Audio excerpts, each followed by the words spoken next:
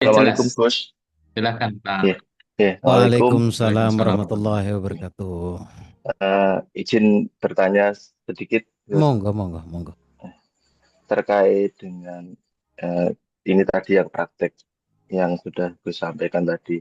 Mm-mm. Eh, Kalau susunan yang itu tadi di, dilakukan untuk doa sebagai permohonan, misalkan setelah sholat dan sebagainya, itu apakah juga bisa melepaskan kemelekatan itu juga? Bisa apa tidak dilakukan dengan itu. Kemudian yang kedua terkait dengan afirmasi. Nah, eh, perbedaan pertama perbedaan afirmasi dengan doa itu, ya, Gus. Kalau doa itu kan bentuk permohonan kita kepada Allah. Kalimatnya juga memohon. Misalnya kan saya memohon. Nah, kalau afirmasi kan ibaratnya kita sudah menerima gitu ya. Mm-mm. Sudah merasakan itu ada. Nah, itu kadang antara kedua itu saling kayak ada resisten. Nah, apakah itu tekniknya seperti apa nih biar biar antara doa dan afirmasi itu tidak saling bentrok gitu loh. Kan Mm-mm. kadang kita saat berdoa memohon, tapi saat afirmasi kita seakan kita sudah menerima itu. Kemudian saat afirmasi kan biasanya apa namanya ada penolakan. Kalau kita kata yang kita susun itu kata-kata pernyataan. Apakah bisa dengan diganti dengan itu model pertanyaan, misalkan disusun dengan sesuai dengan contohnya apa ini? Ya kalau kalau intinya kalau kita menyatakan bahwa itu sudah itu kadang ada resisten di dalam diri kita. Oh, itu kita belum menerima itu kok akhirnya menerima apa yang kita afirmasikan. Nah, itu kan kadang kita belum bisa. Apakah itu memang normal di awal-awal kita afirmasi itu aja? Terima kasih, itu aja. Oke, Assalamualaikum baik. warahmatullahi wabarakatuh. Waalaikumsalam warahmatullahi. Ntar kalau saya lupa diingetin lagi ya pertanyaannya ya. Yang Ya, ya. pertama, eh, bolehkah teknik ini dilakukan di saat setelah sholat maksudnya? Ya, Oh, berdoa. maaf, saat Ya, berdoanya. Boleh, nggak ada masalah. Cuma begini, gini, Mas Atta Royan. Dari mana Mas? Madiun. Oh, Mediun. Iya, Oke, baik. iya. eh Boleh, jawabannya boleh. Tapi setelah sholat. Cuma begini, kita harus tahu konsep doa ya. Saya kasih jawaban deh, jawaban lingkup luasnya ya. Doa itu kalau menurut Mas Atta dan banyak orang mungkin kan maknanya adalah permintaan ya. Ya. Mohon.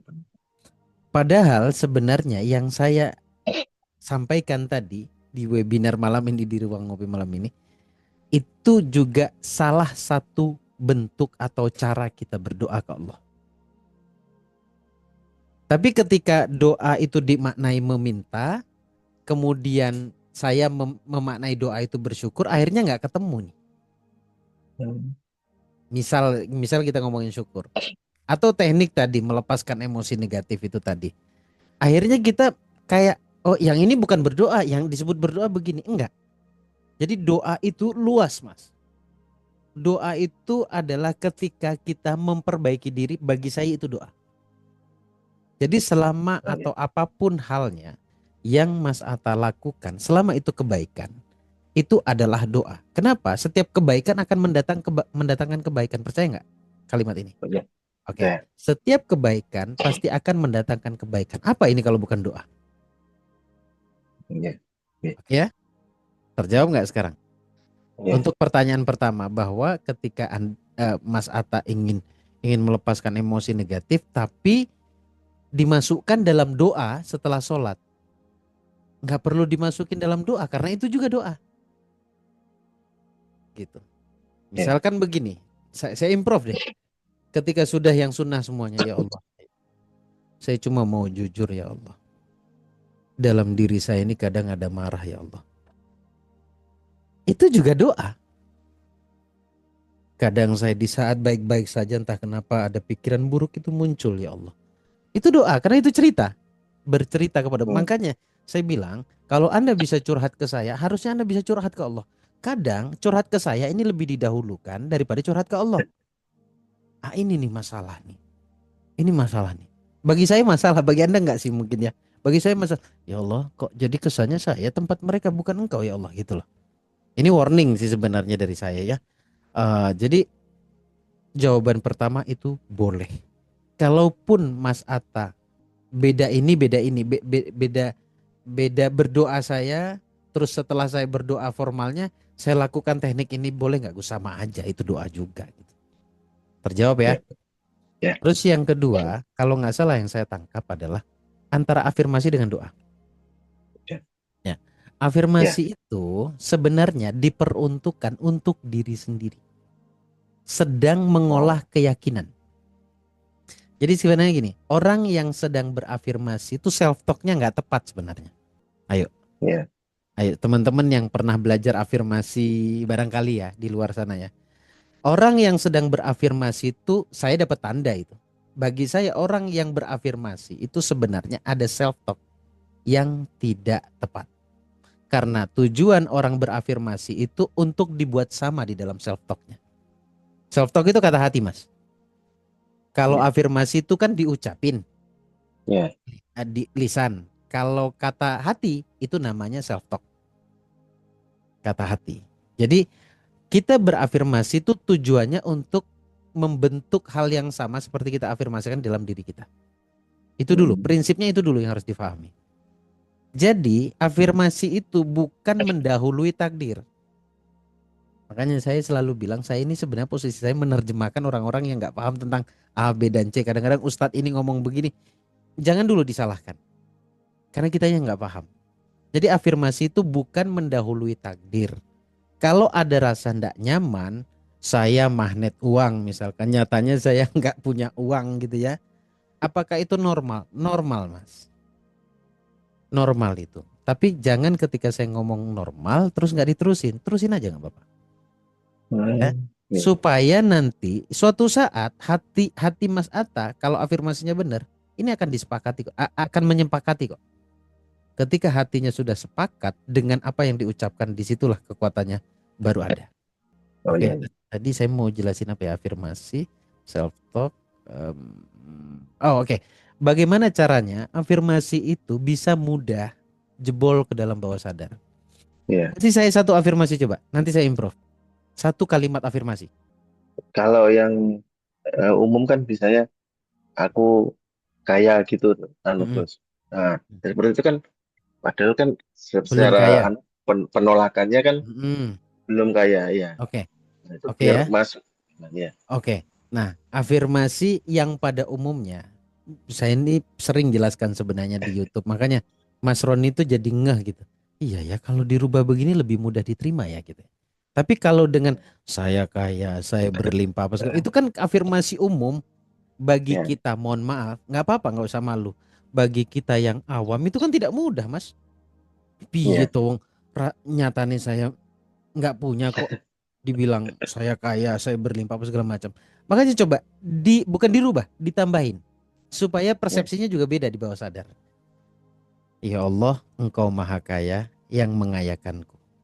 Ya Allah, Ya. Engkau yang Maha Kuat, Engkau yang menguatkanku. Atau dibalik, ya Allah, aku kaya karena Engkau yang Maha Kaya.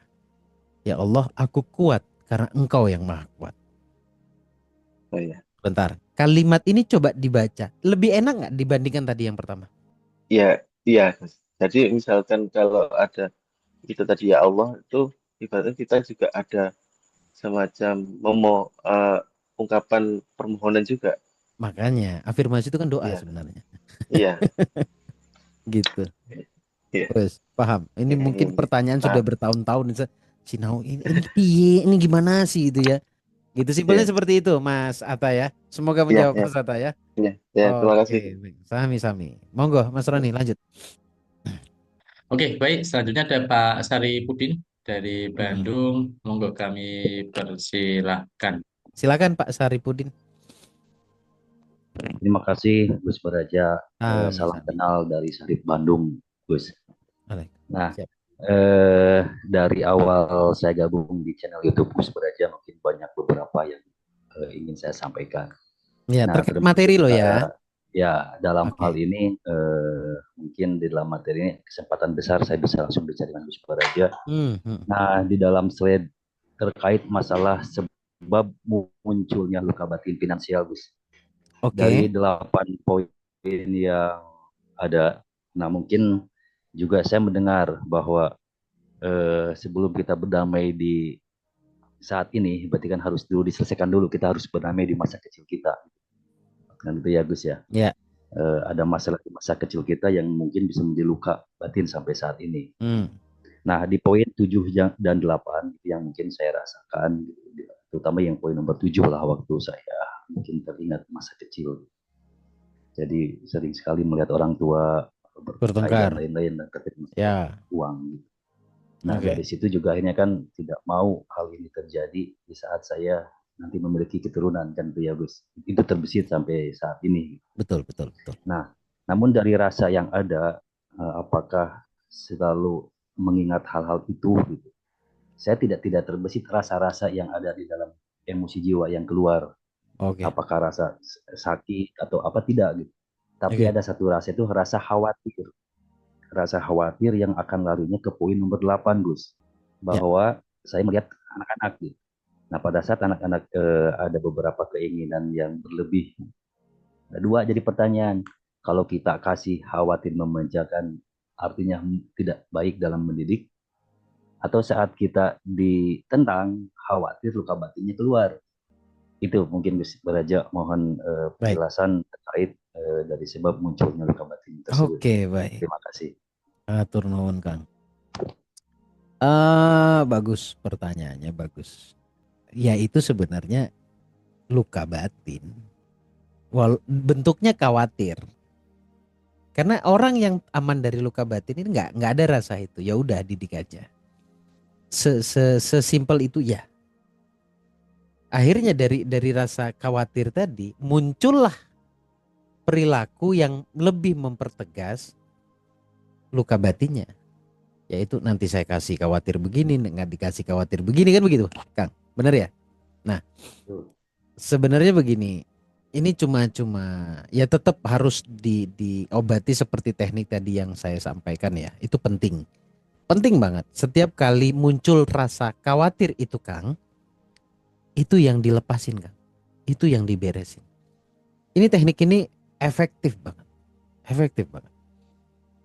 10 kali muncul dalam sehari, 10 kali pula dilakukan teknik ini. Coba perhatikan sehari, 2 hari, 3 hari. Lama-kelamaan khawatir itu akan terkikis Kang, bahkan hilang. Kita cuma perlu intensitas seinten perasaan khawatir itu datang. Itu aja. Itu dulu ya. Nah, saya mau memberikan sedikit nasihat untuk responnya, yang mau ngasih ke anak nanti takutnya kemanjaan gitu kan. Sembarang, sebenarnya nggak gitu juga. Kalau kita kasih plus edukasi, itu nggak akan begitu Kang. Plus edukasi, kita kasih contoh. Anak SMA minta motor. Contoh ini ya, contohnya minta sepeda motor supaya dia lebih mudah.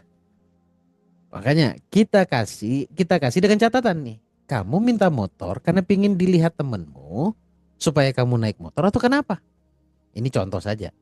Atau karena kamu pingin gaya-gayaan, atau memang kamu lagi butuh nak, karena kamu capek naik ini, naik bis atau naik apalah gitu, naik angkot, atau gimana? Kalaupun dia jawab karena capek naik angkot, walaupun nalurinya sebenarnya pengen dilihat temennya, kan biasanya ada tuh kayak gitu kan.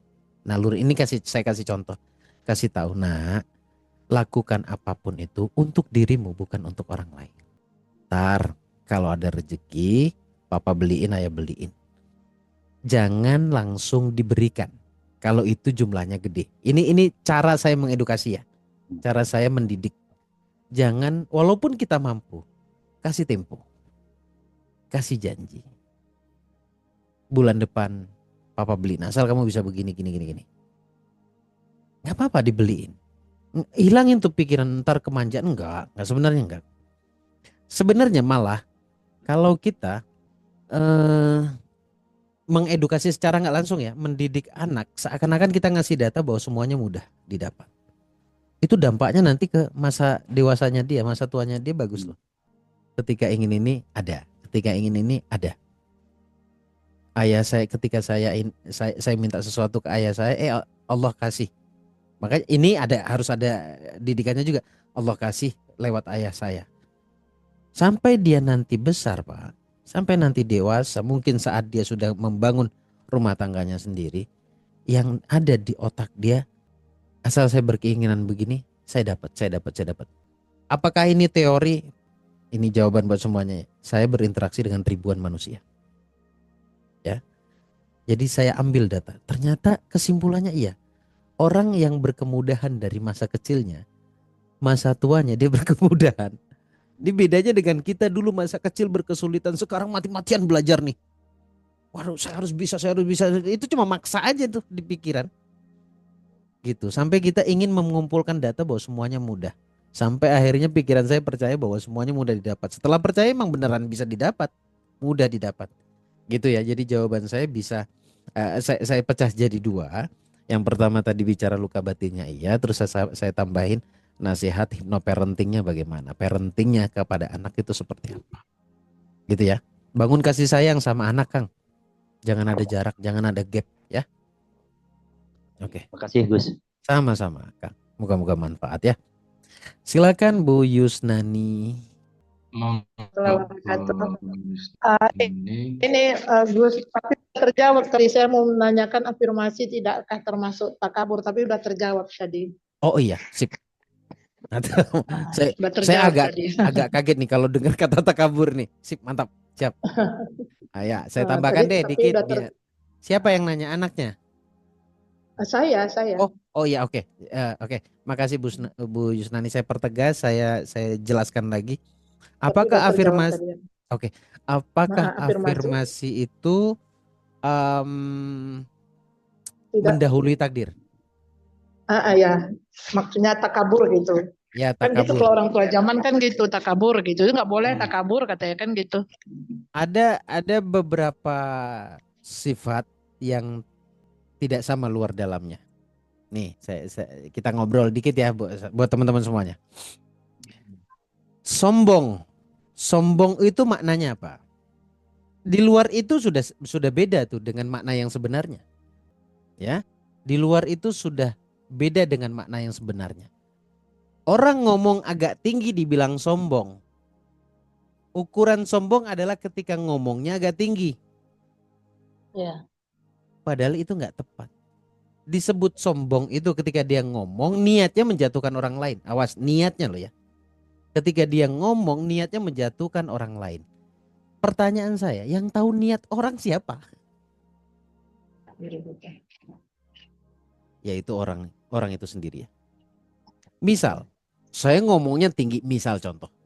Saya ngomongnya tinggi nih. Kan ada saya di YouTube kan dibilang sombong apa segala macam. Ya kan? Sekarang saya jawab. Sombong itu ketika ngomong niatnya menjatuhkan orang lain. Saya tanya balik, kalian tahu niat saya ya? Wah, ada Tuhan kedua nih. Karena yang tahu niat itu cuma saya dengan Tuhan saya. Kalau niat saya mengedukasi, memberikan ilmu, ya kan? Makanya yang punya problem itu sebenarnya bukan yang bicara tapi yang mendengarkan. Itu kalau bab sombong. Kalau bab takabur itu juga sama penjelasannya. Takabur itu di hati. Takabur itu ya jumawala dan sebagainya, atau mungkin disebut mendahului takdir. Gitu ya. Harus difahami dulu, afirmasi itu tujuannya untuk memprogram diri. Bukan nodong Allah. Wah, enak nih di luar nih saya jelasin begini nih. Afirmasi itu untuk memprogram diri. Jadi saya ngomong, saya sehat. Saya sadar bahwa ini program untuk diri saya agar saya lebih sehat. Karena bagaimanapun fisik ini, bagaimana jiwa saya. Nih, saya kasih tahu ya. Afirmasi itu sehari risetnya mengatakan itu mengeluarkan kata 20.000 kata. Risetnya. Hati kita mengeluarkan kata 3 kali lipatnya. 60.000 kata. Pertanyaannya, yang paling dominan di 60.000 kata tuh kita lebih sering ngomong sehat atau sakit? Kalau kita sering ngomong sakit, maka kita akan sakit. Sekarang gini, kalau mendahului takdir itu sesimpel itu, bahayanya begini. Oke, saya ngomong saya sehat mungkin mendahului takdir karena sifatnya keafirmasi ya. Bagaimana dengan orang yang ngomong, duh kayaknya saya mau sakit nih. Itu udah mendahului takdir dong. Wah, mau hujan nih. Wah, kayaknya sebentar lagi ada orang datang nih. Wah, perasaan saya lagi gak baik-baik saja nih. Wah, kayaknya mau dapat masalah. Sama aja itu mendahului takdir juga. Enggak, itu bicara dia sedang memprogram dirinya saja sebenarnya. Simpel ya. Jadi takabur, sombong dan lain sebagainya itu di hati, Bu. Kalau afirmasi enggak, aman, Bu. Aman. Oke, Bu. Mantap. Terima kasih, Bu Terima kasih, Yusnani. Gus. Sama-sama, Bu Yusnani. Sami-sami. Gus, saya mau tanya boleh? Siapa? Siapa? Happy. Oke, Oh, Bu Bu Heti, Heti. langganan. Silakan, Bu Bu Heti. Heti. Bu Heti.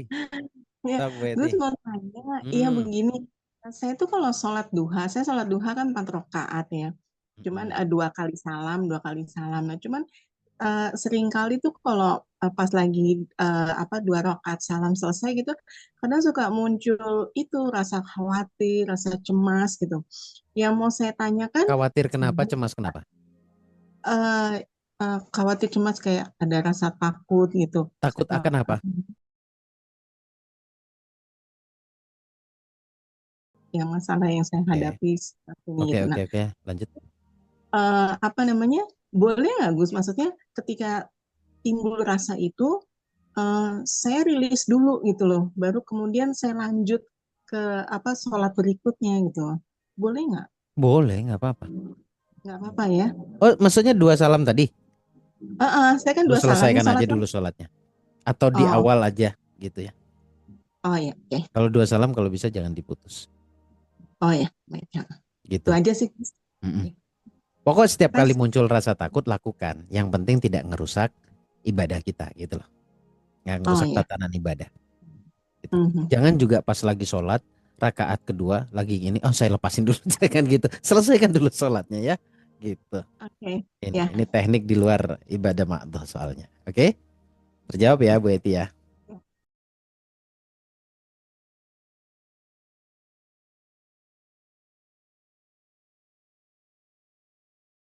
Nah, Saya mau tanya apakah afirmasi bisa juga untuk karena saya masalahnya memang di diri sendiri kan kayak rasa malas yang lebih lagi tuh tidak konsisten dalam segala hal tuh rata-rata tidak konsisten gitu jadi sering gagal itu menyebabkan kadang kecewa dengan diri sendiri kadang juga karena sering gagal jadi suka takut khawatir pokoknya banyak perasaan yang negatif tuh dari diri sendiri gitu karena Ya, tidak konsisten dan sering baik. malas jadi suka nunda-nunda gitu Gus. Itu Oke. seperti apa? Pertanyaannya apa Bu? Bu Oh, Maya? apakah bisa afirmasi bisa untuk itu juga Bisa. Gini. menghilangkan rasa Baik. malas dan tidak konsisten itu afirmasi? Baik. Afirmasi bisa tapi tidak efisien. Materi kita bukan bab afirmasi, semua bertanya tentang afirmasi. Saya perlu jawab di sini bahwa urusan